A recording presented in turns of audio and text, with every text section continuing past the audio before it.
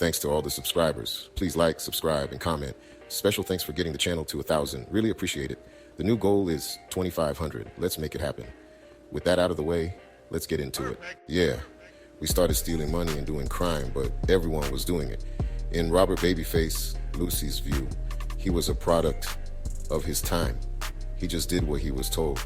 It was a corrupt culture. It was another time. Everybody was doing it. It was just a part of the job. A criminal mind rationalizing his transformation from cop to gangster cop to a rat. Quote, "Whenever police showed up, people would scramble like roaches. This was particularly true when the cop in question was Robert Babyface Leuci, a crooked SIU officer who extorted money from drug dealers in Harlem during the late 60s and early 70s. That fucking Babyface was a greedy son of a bitch. Yeah, he got me, but they got him." Frank Lucas quoted in Raised by Wolves by Cavario H.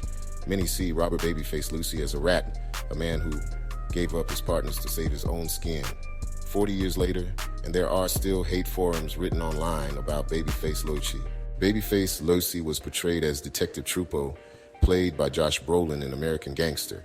In the film, when Detective Trupo first encounters Frank Lucas, portrayed by Denzel Washington, Trupo hands Lucas a business card for a restaurant. That restaurant's name is Leuci's. That was a not-so-subtle shot directed at the crooked cop, for those in the know. When asked about American Gangster, Babyface Leuci stated, "I won't go see it. I read the magazine piece, and this guy's got to be kidding. Josh Brolin called me up and said he was playing me in a movie. I said, 'You're not playing me.' When asked why he thought Lucas used his name, Leuci stated, 'My daughter wanted to sue, but I said no. When he gives Lucas his card, that's my name on it.'" Robert Babyface Leuci was born into an Italian-American family in Brooklyn, New York on February 28, 1940. He was the son of James Leuci, a union official, and Lucy, a housewife. Right after his birth, the family moved to Ozone Park, Queens, where he attended John Adams High School. After high school, he attended New York University. Babyface graduated from the police academy when he was 21 years old in 1961. He was the first member of his family to graduate from high school. As a rookie, he was assigned to the 100th Precinct in Rockaway Beach, Queens. In 1962, he transferred to the Tactical Patrol Force, or TPF, where he worked the Manhattan North and South Bronx precincts. In TPF, he worked in the city's highest crime areas.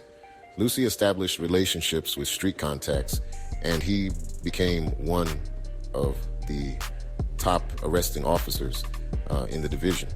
Leuci was transferred to the Narcotics Bureau for undercover work when he was 24.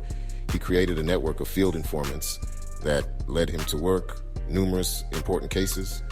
One of his first assignments was as a student who bought drugs at a high school. Leuci soon entered the Special Investigative Unit, or SIU, of the Narcotics Bureau, an elite unit formed by top detectives. In SIU, street dealers' cases no longer represented his team's objective.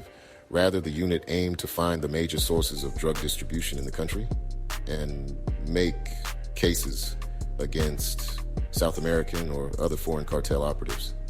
His crew of crooked cops in the SIU could enforce any law or not enforce it, arrest anyone, or give freedom. As for his crew, they were immune. They could not be arrested.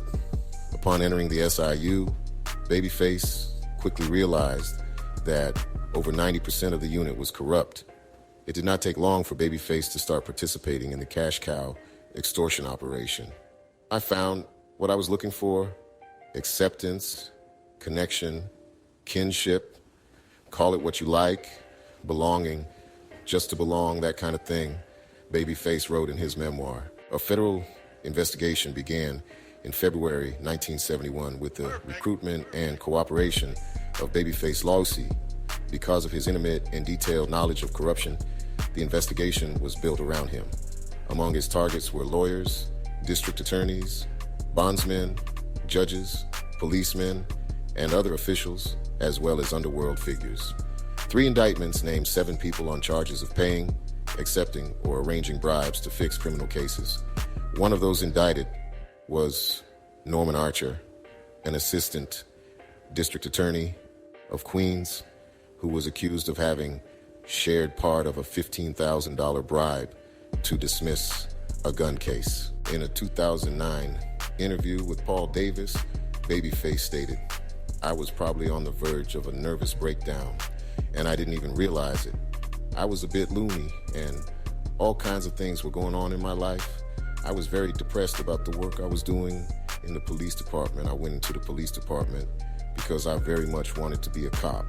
I found myself within a short period of time, after 5 or 6 years, behaving in ways that were foreign to my nature. I was behaving in ways that were much like the people I was investigating.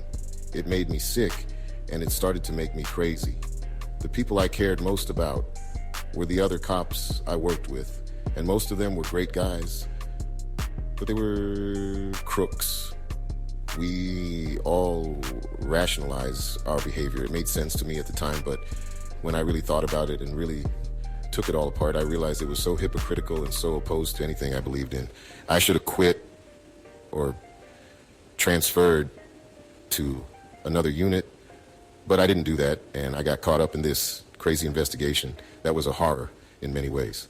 It was a decision that changed my life, certainly, and maybe changed it for the better in some ways, but the price I paid and the price that other people paid for my feeling sorry for myself was way too high. As a result of the undercover work, Babyface Leuci had to send his wife and 2 small children into hiding.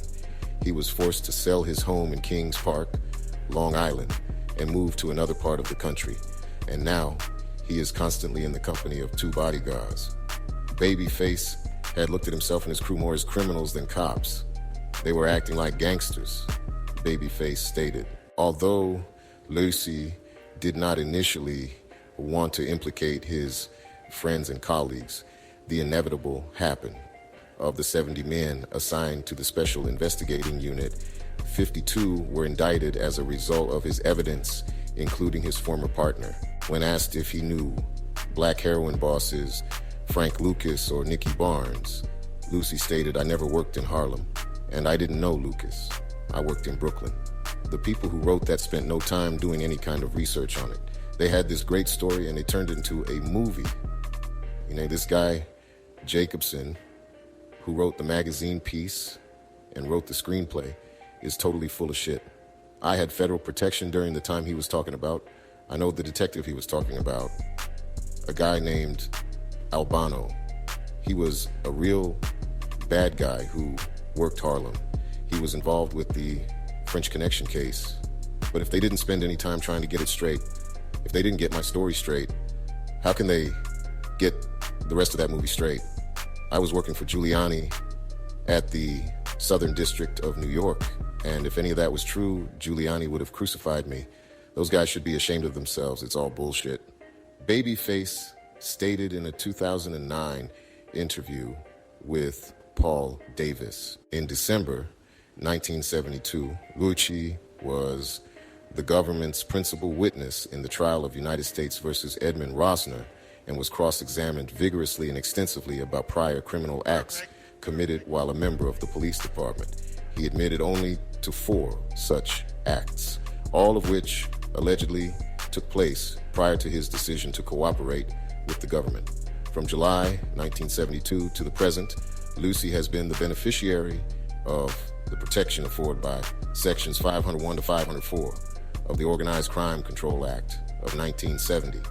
Robert Babyface Leuci died in October of 2015. What do you think? Was Babyface portrayed accurately in American Gangster? Leave your thoughts below and comment. Thank you for watching. Please subscribe. Blessings. Luke 17, verses 3 to 4. If your brother sins, rebuke him, and if he repents, forgive him.